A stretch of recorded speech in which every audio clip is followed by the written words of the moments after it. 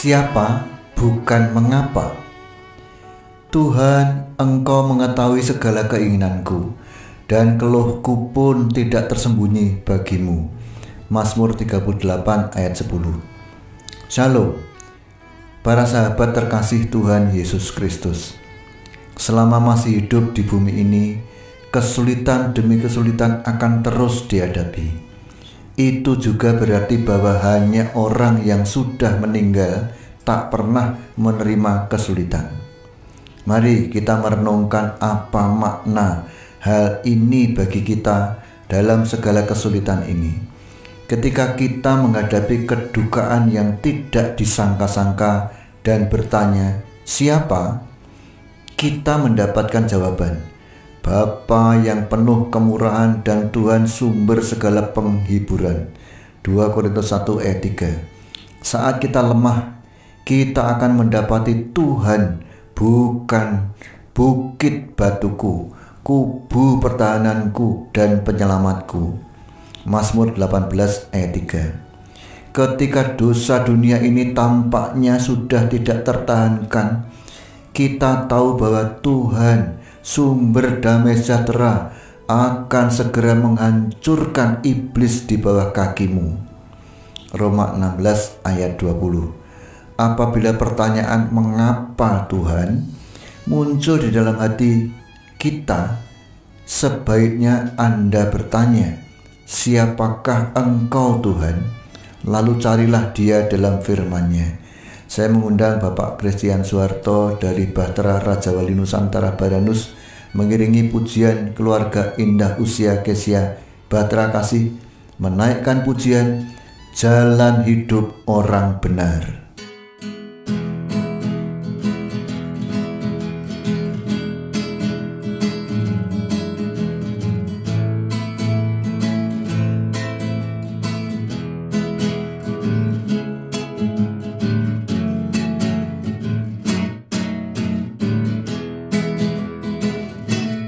Jalan hidup orang benar diterangi oleh cahaya firman Tuhan.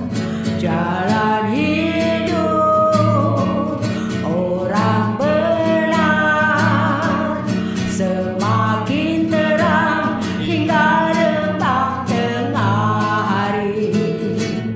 Apabila dia jatuh, tidaklah dibiarkan sampai tergeletak, sebab tangan Tuhan jua yang menopangnya dan membangunkan dia kembali.